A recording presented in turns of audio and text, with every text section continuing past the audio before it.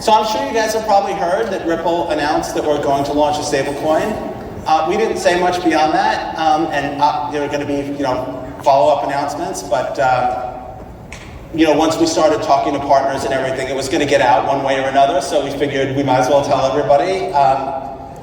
So one of the things that we noticed is that stablecoins are integral to DeFi. They're a piece along with cryptocurrencies, along with distributed ledgers. These are all different components that solve different problems and that work better together than alone. One of the things that I've discovered is that there's a lot of different problems that people have that require different solutions.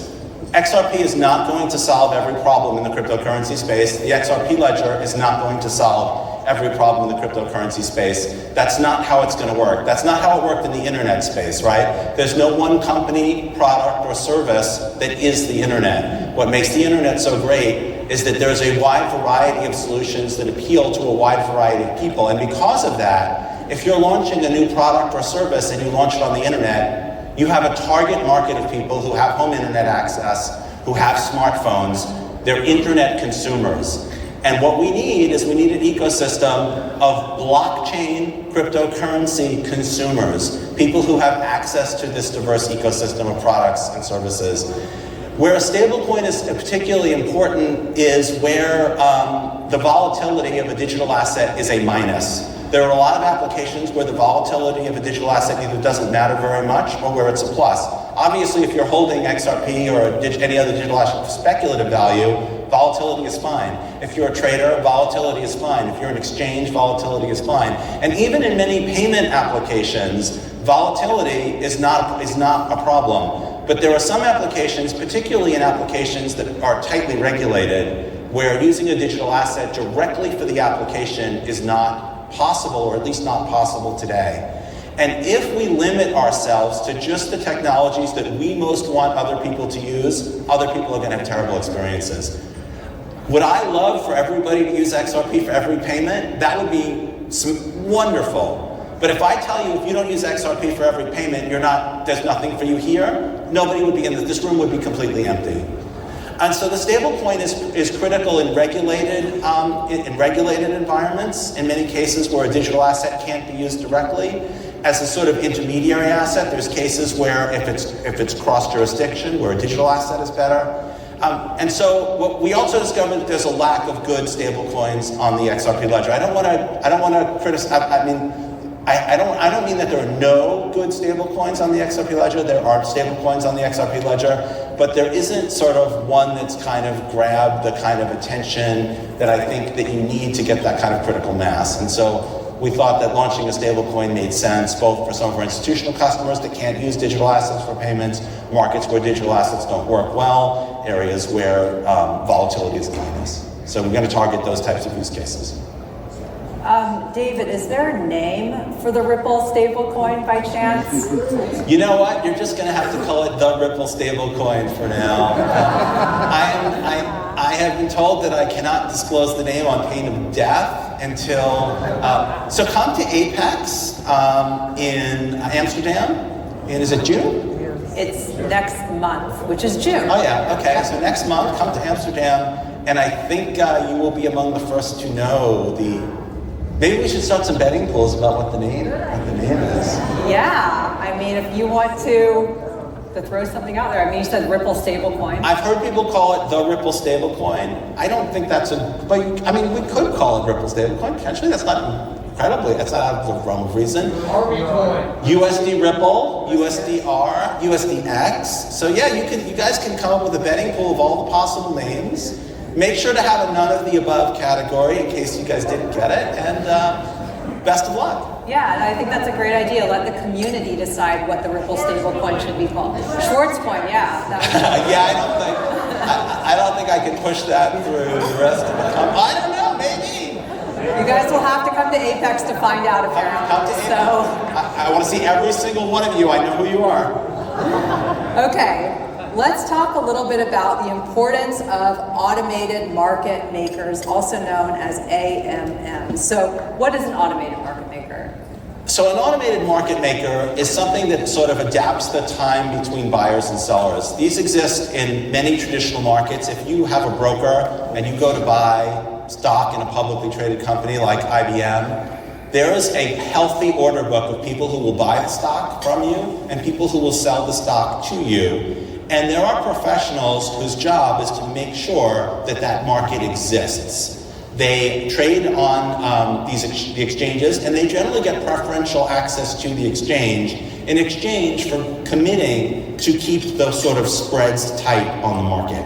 An automated market maker is the decentralized version of the same thing. It's always willing to buy and sell an asset so that if I want to buy an asset today, and maybe Rachel wants to sell it tomorrow, I may not want to wait until she's ready to sell, and she may not want to wait until I'm ready to buy. So an automated market maker has a pile of two assets, let's say USD and XRP, and it's always willing to buy XRP, and it's always willing to sell XRP at some price so that other people can trade whenever they want. But there's another important thing about automated market makers compared to like the more traditional market makers. Because the automated market makers are implemented on decentralized blockchains, you can participate in an automated market maker not just by trading with it, but also by a sort of the equivalent of lending it assets. So remember I said the automated market maker has to have some USD so it can buy XRP whenever someone wants to sell it. And it has to have some XRP so it can sell XRP whenever someone else wants to buy it. And what an automated market maker does is it makes a return. It generates revenue from various different mechanisms, including the spreads on its trades. And if you lend it your XRP or your USD or both, then you own a sort of share in the automated market maker, and you benefit from the trades that that automated market maker makes. And one of the things that I've noticed in this space is that a lot of ideas that don't seem that interesting from one side are very interesting from the other side. Like, for example, there are these lending protocols that are mostly so that like rich people can spend their Bitcoin without having like to pay income tax. That's not super exciting, right? Like you can borrow against it and that's not taxable, and like really rich people want to hold their Bitcoin, they've made millions of dollars and now they can buy groceries without paying taxes.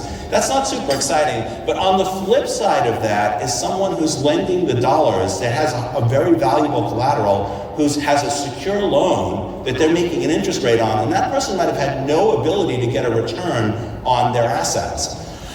The counterparties to the AMM traders, and maybe you don't care about traders and speculators being and arbitrageurs being able to make money, but it's interesting that you have a way at a fairly low and well understood risk to get a return on your assets by participating on the other side of the AMM. Great, that's a good explanation. So Ripple's AMM hit mainnet in March, correct?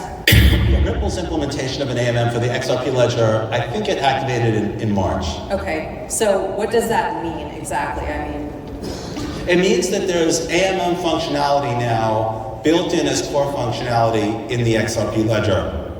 And this automated market maker allows you to participate essentially by lending assets to it or trading them for an ownership interest in the AMM. And it integrates with other XRP ledger features like the order book. Any other key features that you want to mention? Excuse me. AMM? Yeah, there are a couple of features. So we didn't just like take everything, there's a lot of other decentralized exchanges that have automated market makers built into them, and we didn't want to just do the same thing that everybody else is doing. And so we looked at some of the unique features of the XRP ledger and some, more creative ideas about how we could make things more interesting. So a couple of key features. Number one, it inherits all of the benefits of being on the XRP ledger, and some of those are really important. So one of them is transactions are fast. When people when an arbitrager is trading against, an arbitrager is someone who basically wants to buy an asset for an unusually low price or sell an asset at an unusually high price, and they're very important to the AMM ecosystem. The AMM ecosystem won't work without arbitrageurs to trade against the AMM. They take some risk because their trade takes some time to close. The XRP ledger transactions are very fast, typically completed within 5 seconds. That minimizes the risk that arbitrageurs take and allows them to arbitrage much more accurately, which improves the performance for everybody and improves the behavior for both traders and liquidity providers. There's also no block producers on the XRP ledger. There's no dictator who decides which transactions go in which block or what transactions go in which order. If you know about other blockchains, they have miners who do something called MEV. Basically what that means is they take the transactions and they inject their own transactions in them or reorder them to their own advantage, and that hurts everybody else in the ecosystem. That's not possible on the XRP ledger. So we sort of inherit low transaction fees are also important. So if I'm an arbitrager and I'm only going to make $10 on an arbitrage transaction, if the transaction fee is $12, I'm not going to submit the transaction, and that's an opportunity that's lost to the ecosystem. And there are a lot of those, right? If you can only transact every minute for a cost of $10, that's a lot lower than if you can transact every 5 seconds at essentially a fraction of a penny. And so those are differences that the AMM just sort of gets just by virtue of being on the XRP ledger. But it has a couple of design differences, and I think the two most important is, number one, it integrates with the existing order books on the XRP ledger. Because the XRP ledger is so fast and so cheap, it can trade through order books, which have a similar function to the AMM, they're just not automated. And there's a synergy of having both of those in the same ecosystem because they're good at different things. So for example, AMMs provide liquidity all of the time, automatically, but they're not very capital efficient, and they're not very good for assets that aren't that volatile, like dollars. Whereas the order book is really good for assets that are not that volatile, and it's really capital efficient. So having both of those in the same ecosystem, I think they're really gonna, the synergy is really going to allow the AMMs to be more efficient and the order books to trade more efficiently. The last feature, which I think is really cool, this is something that we came up with that's nowhere else in the world unless they copied us, called the continuous auction mechanism. And so the way this works is, this idea is just so cool. So the idea is that arbitrageurs are necessary to the ecosystem. AMMs couldn't work without them, but they're also slightly parasitic. In the sense that an arbitrager makes a profit by trading against an automated market maker. So they're sort of like necessary, but to an extent, they're also taking revenue away. What the XRP Ledger's AMM implementation does is it gives special execution privileges to one person. They basically bid for an auction slot that allows them advantages when they're the arbitrager. So the idea is, if you're an arbitrager and you're going to make $100 a day, you might be willing to pay $90 a day for that slot, or $80 a day for that slot. And so a significant percentage of the money that the arbitrager would have made instead goes to the liquidity providers. And the automated market maker implementation is really, the way we designed it, is totally biased in favor of the liquidity providers, because they're the people who we hope will drive the ecosystem. Yeah, that's interesting. So with these unique features, was that something that you kind of came up with on your, like, how did you think about that? That's kind of why I'm so excited about, I mean, I've been trading Forex and doing early versions of like AI trading bots in different markets for more than 30 years now, just as something that I've always thought was fun. This really is just right in the side of the space of what I think is exciting. And I'll just share a little bit of the reason why I think it's exciting. As you know, digital assets are extremely volatile, like they move, and there's logical economic reasons why that should be impossible. You would not expect, for example, if you thought Bitcoin was going to be $50,000 tomorrow, nobody would sell Bitcoin for $49,000 today. They would just wait till tomorrow. They would borrow money if they had to. Like, it is illogical to have the amount of volatility that we have. People should behave differently than they do in response to that volatility, and objectively they don't. And so it's interesting to me to see these sort of hacks. What the AMM does is it turns volatility into yield. It's a volatility harvesting algorithm. And really that's what exchanges are. If you look at an exchange, like a centralized exchange, like Kraken or Coinbase, you'll notice their trade volumes go up with volatility, and their revenue goes up with trade volumes. They're volatility harvesting businesses, and it's just amazing to me that no matter how much volatility people harvest, there still seems to be no shortage of it, right? Like, that's fascinating to me. Like, mathematically, that shouldn't be the case. Like, we should be using up the the more volatility there is, the more people who can build businesses that convert the volatility into money. When you convert volatility into money, you do reduce the volatility. So is there an endless supply of volatility? It's intellectually fascinating to me. And so that's why I'm more interested in this than like I objectively should be. Okay. Well, I'm sure everyone's excited to hear more about it. Maybe I spread that excitement about weird math. Yeah. Everyone's excited for the AMM. Yeah, and it's live now. So like you can basically trade other assets for shares of an AMM, and then when that AMM sells a continuous auction slot, the value of your share of the AMM goes up. I just want to be clear that it is not free of risk, and that when you buy or sell an asset, you should understand the risk profile. There is a risk profile, but what's interesting with the AMM is like when you analyze the risk, it's hard to know what to compare it to. Like, I'll give you an example. Let's say today you have 10,000 XRP, you do a bunch of trades, and tomorrow you have 9,000 XRP, but it's worth 30% more than the XRP was, the 10,000 XRP yesterday, because XRP went up. Was that a good trading strategy, or was it a terrible trading strategy? So the problem, this is another one of the reasons that this is so fascinating, is that in determining whether a trading strategy is successful or whether risks, like whether you do well or badly, you need a reference to compare it to. And one reference would be, I didn't do anything at all. Another reference would be, I just held XRP. Another reference might be, I bought a stock market index fund. Where you have these volatile assets and you're measuring based on them. It's very hard to process the risks because there's no good baseline to compare them to. So just be smart. Yeah, good advice. Let's talk about building on XRP Ledger. Can we talk about new developments there? Well, so the AMM obviously is new. I think we have forthcoming protocol changes that are being discussed. One of them possibility is the lending protocol, which is, it's interesting because it's a sort of semi-DeFi application. The loans sort of take place in the outside world, and the ownership of the portfolio of loans and the revenue return to investors and whether there's tradable liquidity tokens, those are all on the ledger. So that's sort of interesting. We're very interested in applications that are between DeFi and TradFi. Real-world asset tokenization is another example of an application that kind of brings the TradFi and DeFi worlds together. We think that that's something that like Ripple is in a good position to do, and we think that those kinds of use cases make sense for the XRP ledger. Another thing that I'm really excited about is AI use cases in the blockchain space. Some of them are very obvious and are definitely going to work, but may not be as exciting. One of them is chatbots that can take an enormous amount of information and tune it to like the particular way that you need to know. Like, you may have a lot of expertise in banking, or you may have expertise in computer science, or you may have expertise in blockchain, or you may have none of those things.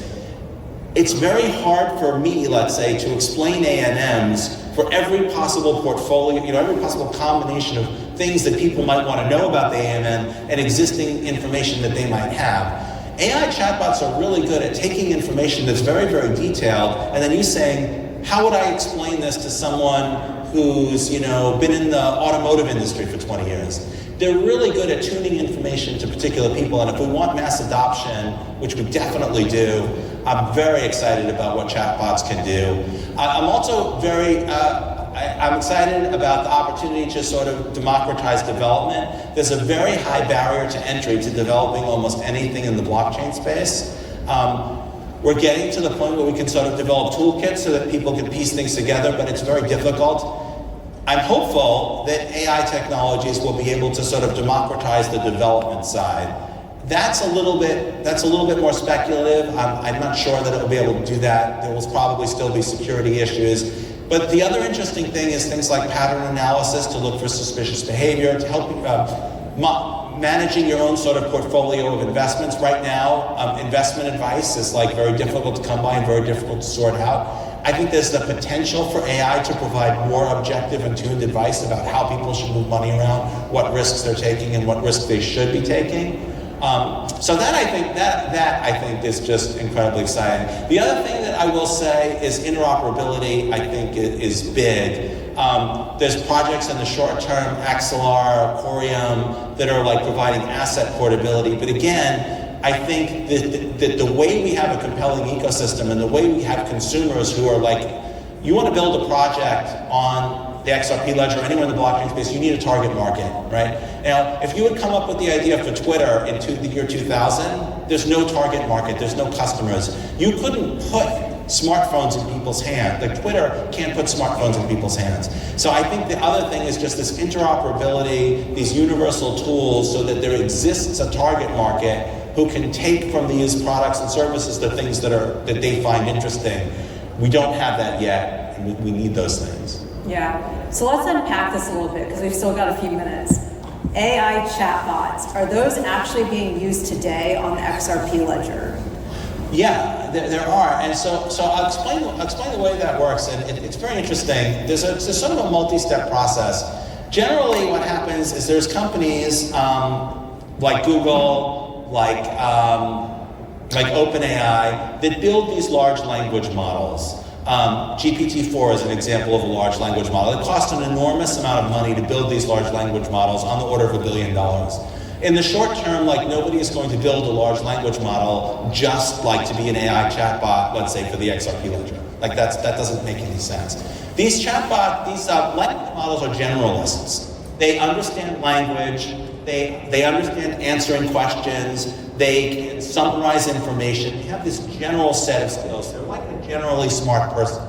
And then the next step is to fine-tune them with two types of things. So one of them is domain-specific data. So what you can do is you can take one of these large language models and you can give it all the documentation for the XRP ledger. You could give it all the documentation for the Ethereum virtual machine. You could give it documentation about participants in the XRP ledger ecosystem. So you can give it the manual for tools like Sum. And then you can give it a sort of system-level prompt, which you can easily, like, you guys can do this. It's really surprisingly easy. I don't know if you've seen any of the system prompts for these large language models, but they're in English. You literally can just say, you know, you're a chatbot who's helping people understand the XRP ledger, ask people questions to find out what information, you know, what their knowledge base is and what they're having difficulty with, and then synthesize information in a form that would be useful to allow them to, you know, build products and services like, and it's super ridiculously easy to do that. And then there's an iterative process of tuning them, and these work today. They are